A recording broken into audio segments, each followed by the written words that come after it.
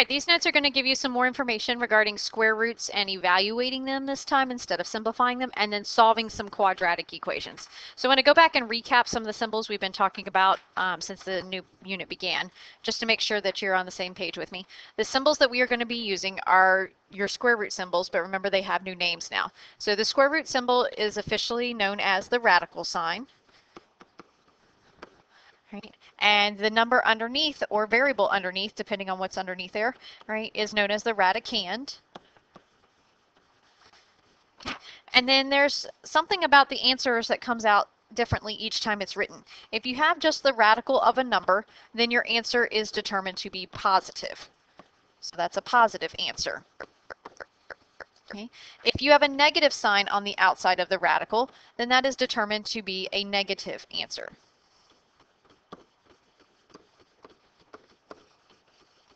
If you have a positive and a negative sign, it's known as the plus minus sign, and there is no button for this on your calculator, so you have to make sure you write it every time you want it. If that appears outside of the radical sign, then that means that you have both positive and negative answers. You have one of each. Okay, so instead of writing two separate numbers, we write the plus minus sign, and that satisfies both the positive and the negative ones. And then if you have the radical sign with a negative number underneath it, or something negative underneath it, you can never take the square root of a negative value, right? Because there's just no such thing, right? So when this happens, we say that there's no real solution. There is a solution, it's just not part of the real number system, right? And you will learn more about that when you get to Algebra 2. But for right now, understand that if you try to type in the square root of -4, it will not tell you -2, right? It will tell you that there is an error because you cannot do it, and it will say non-real, right? Which is your clue to say no real solution. Right. The next thing that we're going to make sure we remember is that list of perfect squares that you should have memorized right now, right? Because of as much as we've been dealing with it in class in terms of simplifying, this should be automatic for you, right? And those perfect squares, okay, are once again 1, 4, 9, 16, 25, 36, 49, 64, 81, 100, 121, 169, 196, and 225. And then you can keep going more if you need to, right? But for the first 15, right, there's where they are. Right. The next thing that we're going to be dealing with are what are known as radical expressions, right? Because it's got the word radical in it, that means it involves the square root sign, and an expression is a math problem with no equal sign, right? So this is where you will have problems that you will have to evaluate, right? Based on the fact that they have a radical in them, right? So this is an expression involving a radical sign.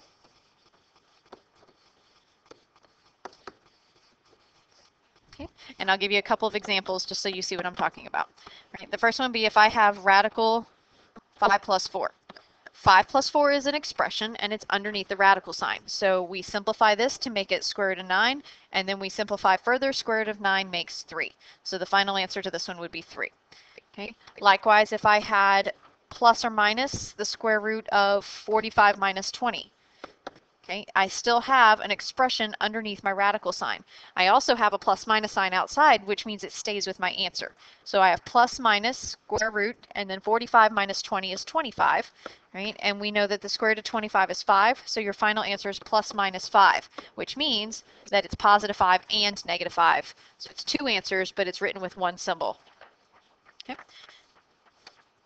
All right, then the next thing that we're going to practice with after all this is how to solve quadratic equations, right? And this is different than factoring. You can solve quadratic equations by factoring, but many of these that I'm getting ready to show you are not by factoring because factoring won't work, right? So there is a different set of steps to follow, right? So to solve quadratic equations,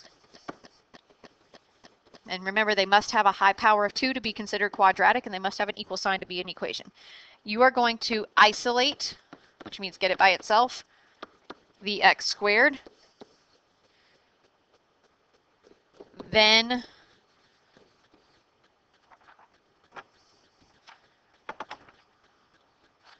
take the square root of both sides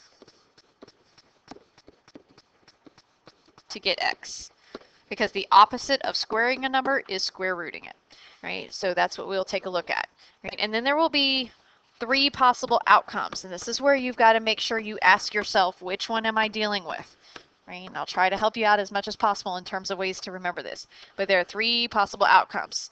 The first one, if x squared equals a positive number, right, then you get 2 answers. And when you have 2 answers, right, you must use the plus minus sign. Okay, so this is where you'll have plus or minus something. Okay. The second possible outcome, if x squared equals 0, then x equals 0. Right? Because if you square root both sides, the square root of 0 is still 0.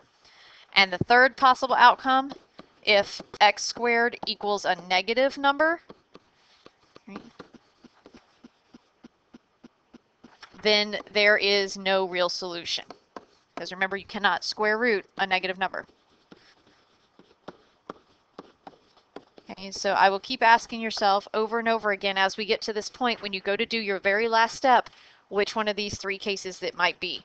And then that's how you're going to determine your answer. All right, so let's take a look at some of these examples. And we will practice more of these in the sheet that you've also got accompanying this set of notes.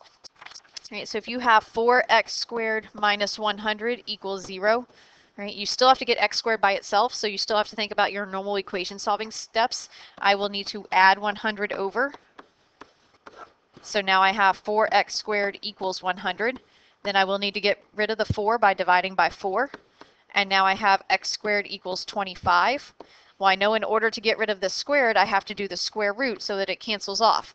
Well, my 25 on the other side is a positive number. So when I go to square root the 25, yes, I get a 5, but because that 25 was positive, I also need the plus minus sign in my final answer. So this one has 2 answers, the positive 5 and the negative 5. And if you plugged either one of those back into the original equation, they both would work, right? So that's why you need both answers, right? So for the second one, if I try to solve 8y squared equals 0, okay, I still have to get rid of the 8, so I'm going to divide by 8 on both sides. That gives me y squared equals 0. You always have to show in your work that you have taken the square root of both sides to cancel off that squared. Right? The square root of 0 is just 0. It's not positive, so you don't need 2 answers. Plus, you can only have 1 answer because 0 is neutral, and your answer becomes y equals 0. So that would be the second case. Right? The third one we want to take a look at, if we have x squared plus 1.44 equals 0, and yes, you can have decimals stuck in these equations, right? You can also have fractions in there. You deal with them the way you normally would deal with them in any equation that you have, right? So if I want to get x squared by itself, the first thing I have to do is subtract 1.44 from both sides. So now I have x squared equals negative 1.44. I have to square root both sides to make that squared go away. But you notice I just tried to take the square root of a negative number, and I can't do that. So in this case, there is no real solutions. Okay, and no, you cannot write NRS. That is not an abbreviation that is acceptable. You must write no real solutions. And this is as short as it can get. Okay, so then there are other radical things we have to be able to do with square roots, and this is where your calculator comes in super handy, right? So I'm calling these the other radical examples, right? Because they deal with some of what we just did, but sometimes some newer stuff, right? So for example, that's all these are is different examples. If I have the square root of negative 36, you should now be able to tell me that there are no real solutions to this because you cannot take the square root of a negative number. If I give you something like negative square root of 0.04, yes, there's a decimal under there, but you still need to type that in the calculator because it does come out to be 0.2, and because the negative's on the outside, that means your answer is negative 0.2. Okay. For the next one, if I give you plus or minus square root of 0.81, plug in the square root of 0.81 in the calculator first, and you'll get 0.9. Okay, but because there's a plus or minus sign on the outside, you must have the plus or minus sign in your answer. Okay, if it's already given to you there and it says to evaluate or simplify with it, you have to put it there.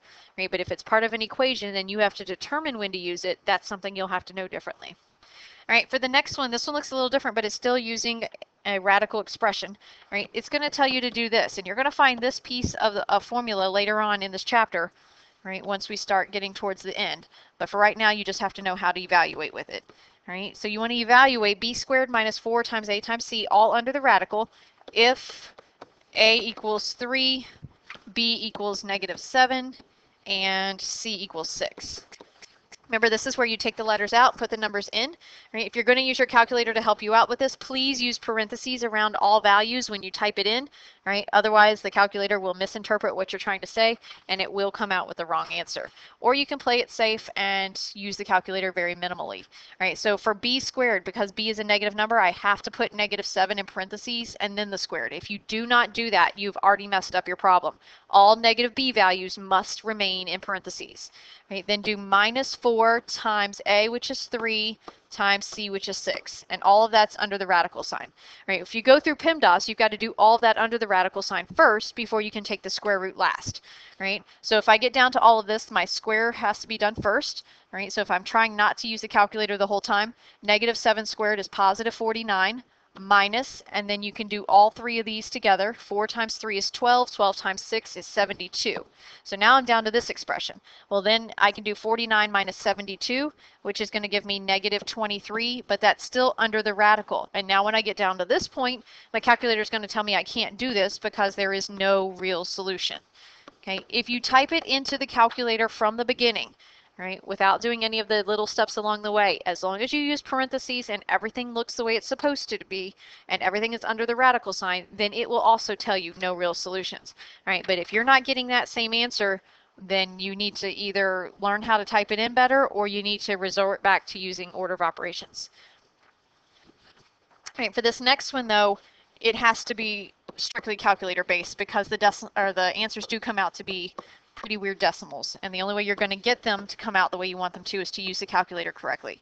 Right, so it is going to say evaluate, and then it's going to say round to the hundredths place. That is standard rounding place. You will never see this same question asking you to round to anywhere but the hundredths place. Right, so here's what the problem looks like. It's going to say 7 plus or minus 3 radical 2 all divided by -1. Right, and when you see this type of problem, there are two answers to this problem. And the reason I know there's two answers is because of the symbol sitting right in the middle. Okay, this plus or minus sign right here makes those two answers happen. So you've essentially got two separate problems you're going to have to use the calculator for to help you out. Right? The first problem is just going to be 7 plus 3 radical 2 divided by -1. That will get you one of your answers. The other one is going to come from 7 minus 3 radical 2 divide by -1. You have to type in two separate problems to get two separate answers, right? And it is very picky on how it wants it to be in the calculator, right? So here's my best attempt to give you the advice of how to type it in the calculator. We can focus more of it in class if you're still not getting it the way it needs to be, right? So here are directions to type in the calculator. Okay? And again, you drop one parentheses and your calculator will not like you. It is very picky. Right, so here's how you would enter these. You have to think about the numerator and the denominator as a fraction, and in fractions we enter it as parentheses. So you're going to open up your parentheses and you're going to tell the calculator put all this stuff in together. So here's where you're going to do 7 plus 3 radical 2. Now some of you, when your calculator, when you open up the radical sign, it'll open up parentheses. If that's yours, you put 2, you close the parentheses, and then you close the outside parentheses. If your calculator does not do that, you only need the one set. Right? So make sure you understand how your individual calculator is operating. And then you want to say divide by -1 and hit enter. Okay? When you do this, you will get the answer of -11.5 11.24, rounded to the hundredths place. So that's one of those answers. That's the answer for the first one, right? Then when we go and do the second one, we're going to type it in exactly the same, except instead of a plus sign at the beginning, you're going to put a minus sign. So it's parentheses 7 minus 3 radical 2. And again, if you need parentheses for your 2, please do so, and then close your outside parentheses. Divide by -1. Everything is exactly the same except for that minus sign. Hit enter once again, and it will give you a new number, and that new number needs to be rounded to the hundredths place. And in this case, it would be -2.76, right? So the two answers for this problem do get written as braces, right? Because they are answers, they are solutions to this once we evaluate it. And that is going to be -11.24 and -2.76. Right, so we're going to practice with using these buttons in a class and making sure that everybody can get the same answers by typing in the same stuff. Right, but do practice around, change some numbers up, and make up your own problems and see if you can come out with using the calculator the way you need to.